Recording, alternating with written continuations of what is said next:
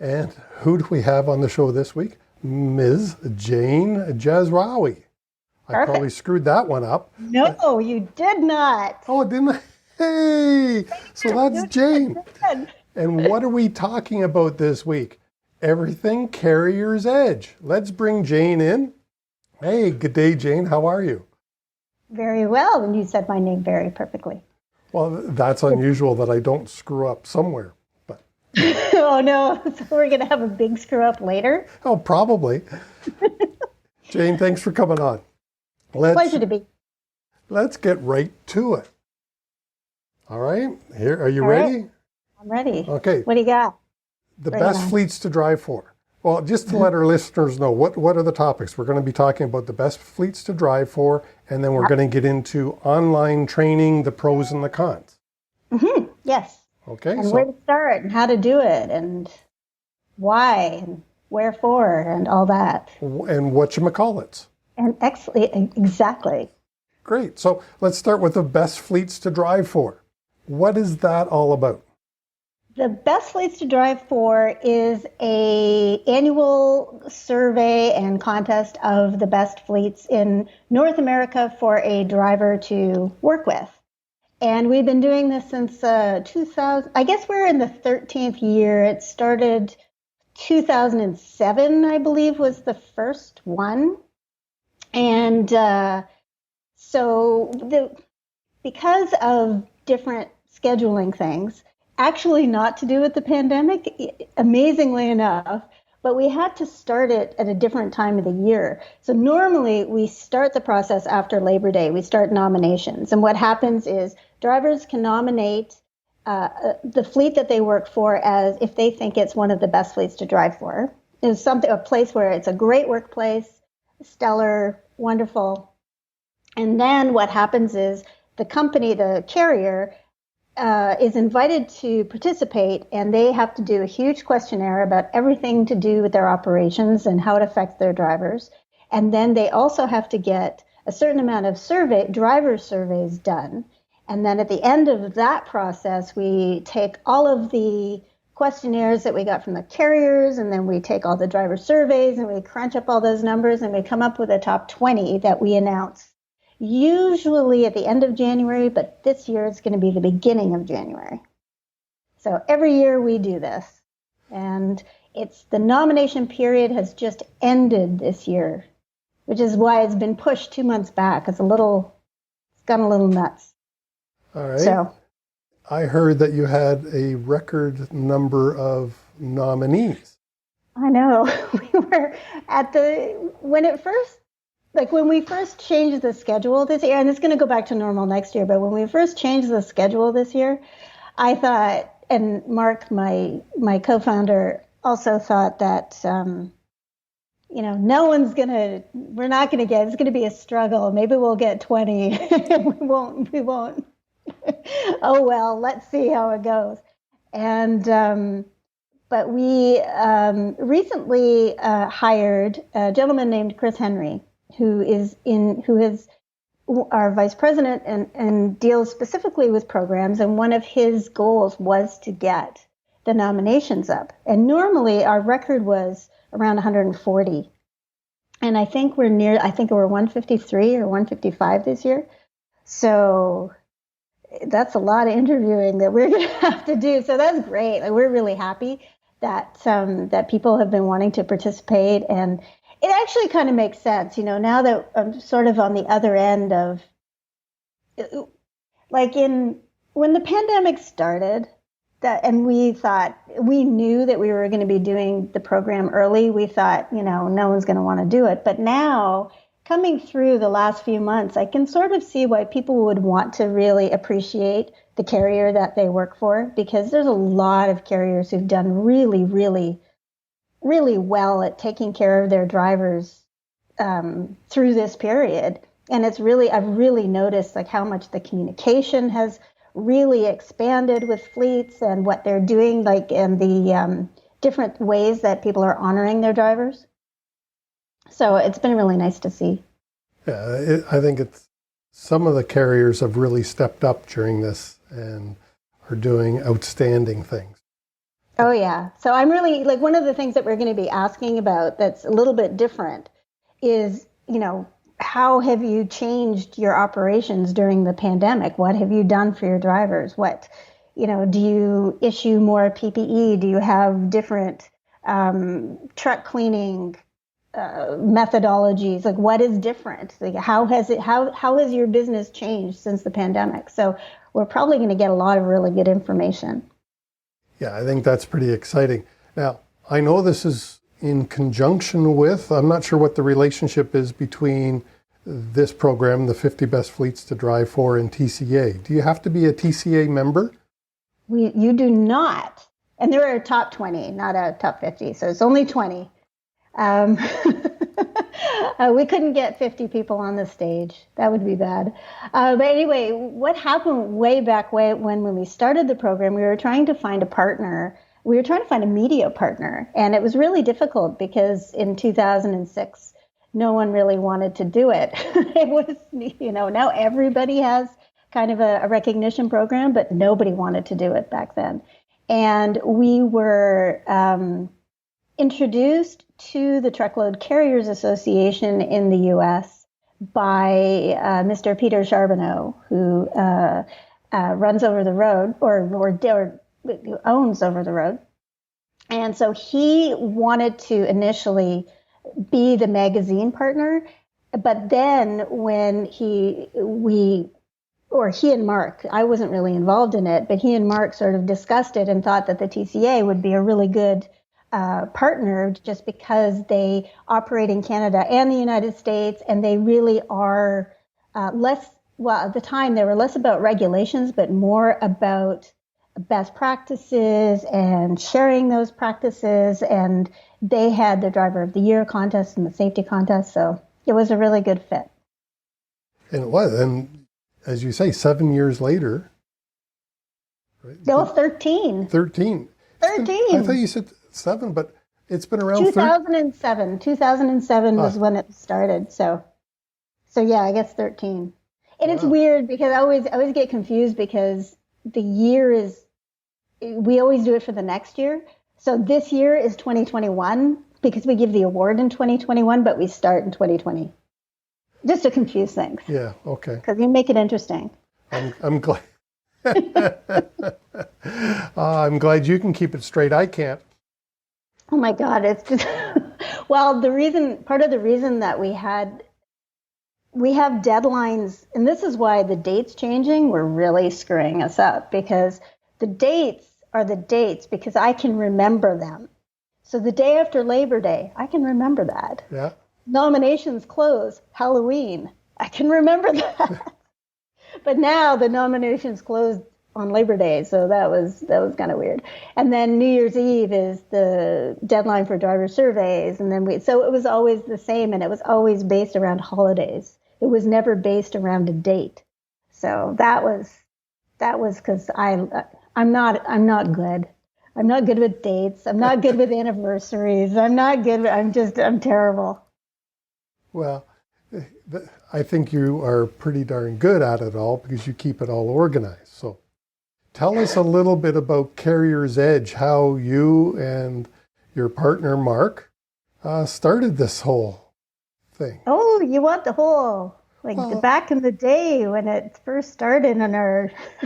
Well, I remember Mark telling me he used to work for a little company called Apple. Yes. So I think that our love of the Apple computer is kind of how we ended up together. And it's because separately, before we ever met each other, we were both Mac users. And I had actually I was a teacher in when I graduated from university. I graduated with a B.Ed. I went and did classroom training. And one of the things that you can do to progress in your career as a teacher is take additional qualification courses. Right. And what I did was I was taking additional qualification courses in computers in the classroom.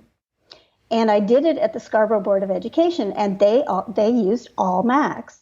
And I really liked them. I thought, oh, this is kind of cool. I had used a Mac before, but I didn't own one or anything like that. And there was way back in the day, there was a company called SoftArc, which made a piece of software called First Class. And First Class was email.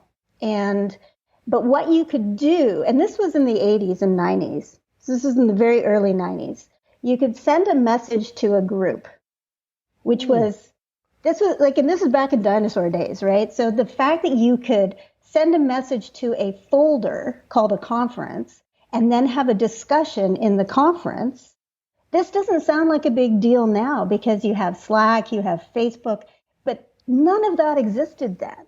And it was on a Mac, so the interface was not like, it wasn't, your regular text. So you would actually look at these pictures of folders and be able to send messages, and you could upload pictures and things like that. So it was really, really cool. And the Scarborough Board of Education had actually paid this consulting company to make it. And I fell in love with it. And I actually started working for the company. And they were all Apple-based, all Macs. And then that's where I met Mark. And he had worked for Apple, and he had done tech support. So I was doing training, and he was doing tech support, and we met in working for SoftArc, basically I taught people how to set up their servers, and he did tech support. And one of the things that I would have these, I did classroom it was classroom training. So I was playing with online training at the time. Like, it was more like you have to use a modem, and it was really much more difficult than it is now. But to set up the system, people would buy the system and then they would set it up, and a lot of universities were using it, and a lot of things called BBSs. Did you ever use a BBS? I never used it, but was that a bulletin board? Bulletin board service. And this is like so geeky. I'm telling you, the geekiest thing ever. So the people who were like living in their basements, and me, you could get a modem and attach it to your computer, and you could dial up to these things called BBSs. And basically you would talk to each other. You would just type things at each other. It was like Facebook with no pictures. You would just, talk about Star Trek. Like, that's how bad it was. It was just, it was completely wretched. I loved it. And I was using, in the 80s, I was actually using, old, like, super slow modem to talk to people this way. But schools really started getting interested in it. And there was all of these people who had these things called bulletin board systems, which were basically just chat rooms. And you would just dial in with your modem, and you would have to know the number, and you'd have to know all of the different configuration, and you would go and talk to people about things you liked. So it might be basketball or Star Trek or some other science fiction thing or computers. It was really, really popular for a certain portion of the population. So I was teaching people how to set these things up. I was teaching schools how to set them up. And that was where I learned a lot about tech. I learned a lot about, this wire goes in here, and this is what the internet is. And Mark was, so I would have these classes, and they would come for 2 days, and they would stay over at a hotel, and they would come to my class for 2 days, and we would feed them lunch. And at lunch, the feature was that I would get someone from tech support to come down and talk to them about whatever problem they were having. And so I'd have to go to the tech support room and say, okay, is anybody going to come and help me? Can someone come and talk to these people? And then they'd all ask me what was for lunch. What do you order for lunch? What are you getting for lunch, Jane? And so Mark would always have lunch, because I would order whatever he wanted. So it was like, okay, you'll come down. Okay, good. Come talk to my customers. So yeah, that was how we met. Okay, so nothing to do with it. So how did that carry over to Carrier's Edge? Well, we basically worked together from that time, since the mid-90s. We've worked together ever since. We worked together So we got together, and we also kept working together. We've always had a really, really good working relationship. I have the right brain, and he has the left brain, and we just meld really well.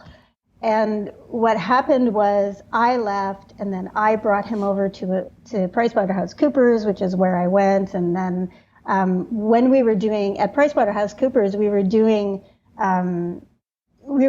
online training. Like we started doing computer-based training and then web-based training. And he was working in the technical end of it, and I was working in the writing part of it. So we did a lot of training for big companies, a lot of it. And what we decided after a while is that we were tired of being hired out by consulting companies to make them money.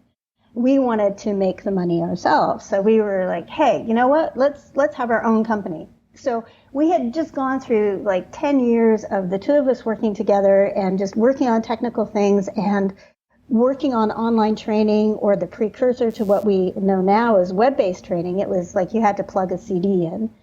And started going out on our own. And we didn't know anything. So we started off doing consulting. We thought, okay, we will sell courses to whoever wants us to build a course. But that requires sales. And we are not a sales organization. Mark and I are not interested in selling anybody anything. And so we were like, okay. What we realized is that a lot of the people who had online training didn't need us because they had their pick of e-learning consultants and different companies. There were tons and tons and tons of e-learning consultants who would do exactly the same thing that we did. So we were trying to figure out what can we do differently. And Mark had really done a lot of work at PwC on learning management systems. And he wanted to build one. He had built a couple already for different clients, and he wanted to build something else. So he decided that he wanted to have a company that built an LMS as well. And my specialty was designing training and doing all of that. So we kind of wanted to do that together. And the consulting part wasn't going so well. So we kind of put our heads together and figured out, well, who needs training? Like, who needs online training? And we came to the conclusion that trucking was one segment. We were looking at daycare, like daycare providers could probably use it. Like, where people who needed training, they were geographically dispersed, that couldn't get to a classroom. It was difficult to get to a classroom, but they still needed to be updated all the time. So early childhood education, trucking, and travel. Travel industry was also something we were looking at. And it ended up that trucking won. Yay! We started with the transportation of dangerous goods course. That is actually still mostly how it is. Like, we built it 12, 13 years ago, and no, it must be longer than that, 15 years ago. And it still holds up. But we are going to do an overhaul of it, but the way it was constructed and how it works, it still is a solid course. But that was the first, but we had no idea how we were going to sell it. We had no idea, we thought that maybe trucking companies would want to just buy it, and no. It took us a long time. It wasn't the same model. So we kind of figured out our whole model, which is a subscription model. Like, you pay for a certain amount of licenses per month. And so we settled on that, and trucking seemed to like that. But at the beginning, I'm telling you, it was hard.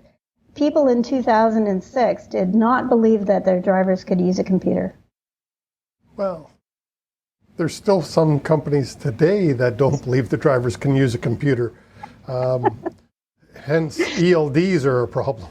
It's interesting, because ELDs seem like way more of a problem before you implement them than after you've implemented them. In the U.S., because we were running best fleets a few years before the ELD mandate went in, and we were talking to companies who were putting in ELDs anyway, way before the mandate, like 3 or 4 years before the mandate, and we would ask them how it's going, and they'd tell us about how many people quit. Yeah. So they would say, oh, yeah, about 40% of our drivers quit. And we'd be like, oh, wow. And then they come back. They come back when they realize that the ELD isn't that bad and is actually helpful. So we started realizing that, the whole ELD thing was not it is more in people's heads than the actual technology being a problem. And so my suspicion is that even though people are a little worried about the ELD mandate here in Canada, I don't think it will be. I think it's going to be very similar to the US, where everybody is like, oh my God, what's going to happen? And then it happens and people get through it. And it will, and that's really, I have taught people technology for so many years. That is exactly what happens every single time. The fear gets you, but it's really not, the more you know, the less fear you have. So for companies who are switching to ELDs, the main thing that I would say is get your oldest, crustiest driver who doesn't want to change anything and get them to be the pilot. Get them to test it out. And they can figure it out. And because the biggest, not fan, but the biggest person who can help change minds is the person who hated it, but who's been turned to, taken from the dark side to the light. I've done this where I've trained people as what are called super users. So they get special training, they get one-on-one training, and their job is to go and say, you be the helper. You go and help other people with their questions, because having someone who's your peer answering the questions, and if you can see someone else using it successfully, it's so much easier. It just makes it a dream. So start with the person who really hates it. And You get them to do it. And you don't even sell ELDs. So. But we do sell technology, like online learning is technology, and it's a different way of doing things. So you do have to do that change management where, it's not going to, you basically have to tell people what they can expect and how to manage that. Well, what's the difference? The good, the bad, the ugly. There's several different types of training. There's in-person training, there's group training, the Saturday mornings where typically the poor truck driver ruins his weekend, gets a lousy breakfast, and doesn't get paid to show up, but must show up because it's mandatory.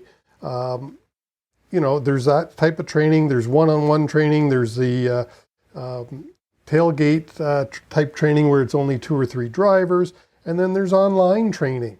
And I guess maybe even today we could even throw in Zoom training, because as we record this in the middle of the pandemic, I don't know of anybody that's doing Zoom training as a group, but it would be possible today. Speak to me about the pros and the cons of all the different types. One of the things that you have to think about when you're doing any kind of training, so you're teaching someone something. So I always say that training, especially for adults, is your goal is to change a behavior. So it doesn't matter what you're doing, you're trying to change something about that person. So you have to figure out how that change is going to be made the best way possible. So the delivery mechanism is not as, the delivery mechanism itself is something you can think about later.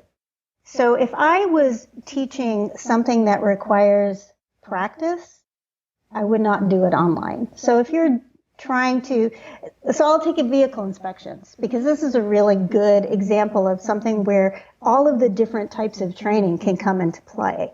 And the best way to teach people how to do a proper inspection is by utilizing all of those different kinds. So you can start with the theory, and that's great. That's where online training is great. The theory should never change. So if you're looking at air brakes, for example, how you inspect an air brake should not change from day to day. unless you're changing your air brakes. But like the actual technology of the air brake is pretty standard. Your air brakes are going to be the same over the next 5 years. Just tell me if you think I'm completely out to lunch on this. But anyway, so you teach the theory. What are you looking for? What are the signs that something is wrong?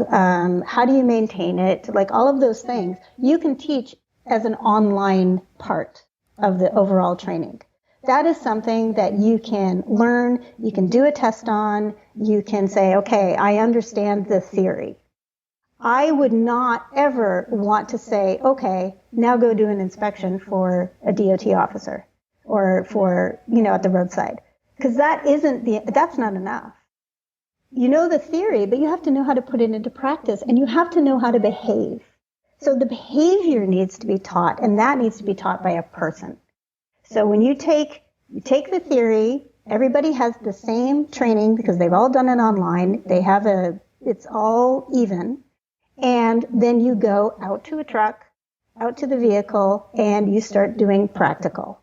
And that's one-on-one. It can be small group. It can be, you can take them through a classroom first and sort of go through the various things that you're going to do, and then you go and practice it.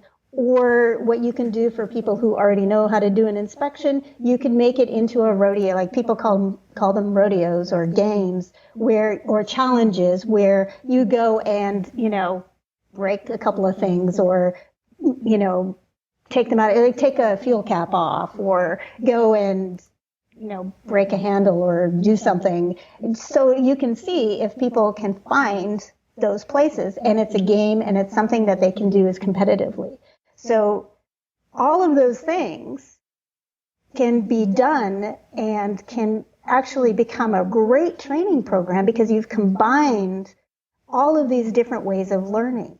And the more ways of learning that you can put into an experience for people, the better they're going to learn.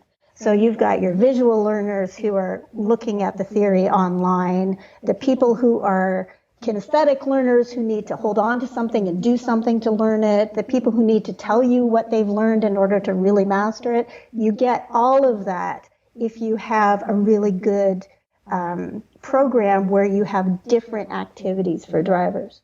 So if you decide that all you're going to do for your training program is do online training once a month on this subject and you never do anything else, that's like a 40% training. Like that's not going to be effective. That's my... See? Well, I agree. I like taking the microphone and standing up in front of a group of drivers. But as you said, that is not the way most of us learn best. It's some form of combination of online, visual, and going out and doing, which is absolutely the best. Your example, I would have said, for me, I've never run the mountains. And I've read the book several times about how do I successfully use my brakes to, descend a large grade. Well, right. I know the book. I've even taught the book. But I wouldn't want to run the first time down the mountain without somebody beside me who knew what the heck they were doing. Yes, I have been down a mountain in an RV. I have driven down a mountain in an RV, and I will tell you, I do not want to drive in a truck. I want to drive in a tractor trailer. It was bad enough with the RV. But it's tough. Yeah, no, but I know.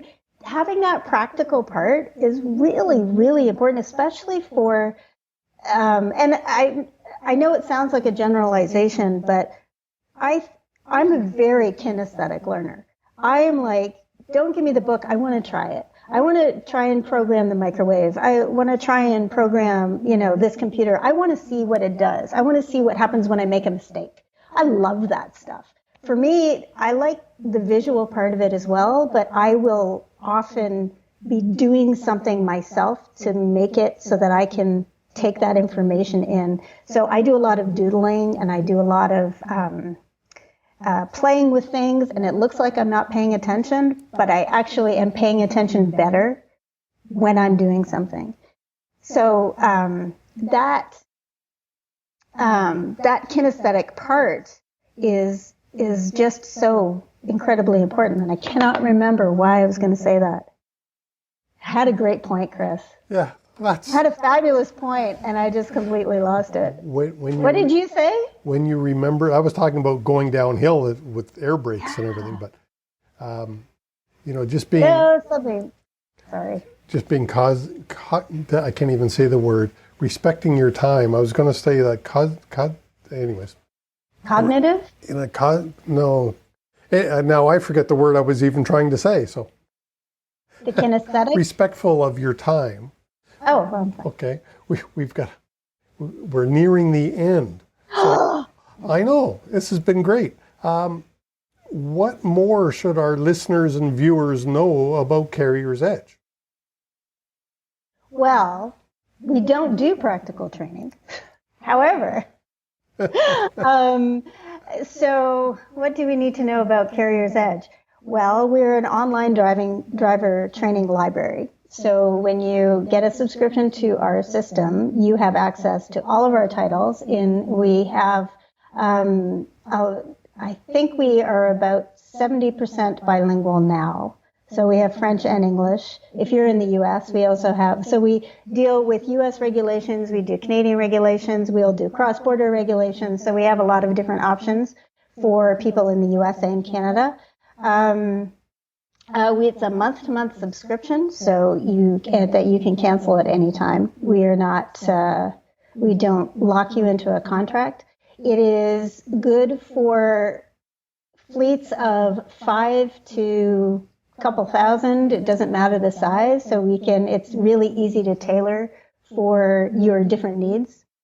We do not do classroom training, but you can schedule classroom training. You can manage some of your classroom training through our system. We also allow you to upload your own information that you can then give to your drivers can be a safety training assignment, or it can be part of a larger program. We also have the ability to do surveys, so you can send surveys out to your drivers as well. And you can do it on we have a mobile app, so drivers can do this on their phones or their tablets as well as on a computer. So there you go. And you have a very strong reporting and documentation. Well, I'm always thinking from the insurance side of things and, the litigation side of things. And I know that Carrier's Edge has great reporting and documentation so that you can prove that the driver was trained. Yes, we do. We have a lot of different reporting functions. I believe that we have the best in the industry because we've been building them. We've been building reports for a really long time. And those reports, like you said, we do have insurance partners that use our reporting to see what's happening with their fleets. We have different safety consultant partners who use that reporting. Fleets themselves can use that reporting. We have the ability to send your report to your email address. We have a lot of notifications that can be sent directly to your email as well. So there's a lot of integration that we can do. We integrate with different systems. TruckRide is one of them. We're working with some of the camera systems. So we're working with Lytx, Idelic. We're really trying to integrate with different parts of the operation. And not just be, okay, here's your training system, or here's your training and dump it. So there's, the reporting is actually, it's funny because I always think about it from the course point of view because that's what I do. But I think that people come for the courses and stay for the learning management system and the reporting because that's really a powerful thing that until you're in it, you don't really realize how much that can really help your operation when you can see who's done a course, when they did it, how long it took them, what IP address they were doing it from. Did they fail the test once or twice? What questions did they get wrong? We have all of that information that you can get about a driver's particular performance, and that's really helpful. Yeah, that's awesome. And I've often said, and I don't know if any of my suggestions, you know, I promote Carrier's Edge when I'm out to see my carriers, because you have competitors, and I mentioned to you that I have my own small subscription service, and I've said, you know, there's mine, there's Carrier's Edge, there's the one out of Texas, and you know, if you want to do, you know, the best one, I think, and I've said this, is Carrier's Edge. Mine doesn't compare when it comes to reporting and some of the other things. Mine has just different stuff. You know, Carrier's Edge is a great system. So. Oh, thank you. You know. And you know, on our off time, we do best fleets. You know? Between midnight and 2 in the morning, it's like, oh yeah. Well, next year, what we'll have to do is before the nomination period, we'll have to have you back on to promote best fleets to drive for. Yes, right? Because I always like getting more Canadian fleets. The Americans are very competitive, and I always like it when the Canadian fleets. Well, this goes out. Smack them up. I still have about 60% U.S. viewers on this interview. Okay. Okay, so be careful what you say about my American viewers.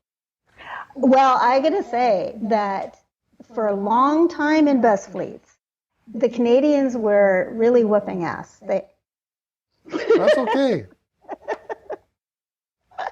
They were, you know, Bison won the overall award 3 times, and the Canadians were really doing really well. The Americans in the last 3 years have stepped it up, like really stepped it up in all kinds of things about communication and scorecards, and you know, we've got just how they're communicating through Facebook and social media and video, and how they're, you know, integrating all of these different things.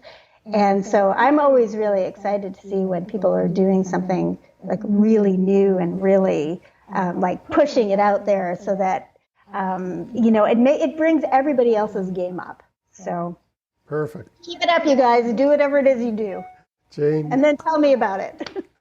Thanks so much. We'll have all your contact info down below in the show notes. I appreciate you so much coming on. Thanks, Jane. Thank you for having me. Sorry? Thank you for having me. Ah, it was great. Thanks, Jane. I hope you loved the show as much as I did. Please leave us a like, a thumbs up, a review, a comment, a rating if it is in your heart. Thank you so much. And I do really appreciate your time. And join us again next week for another exciting interview.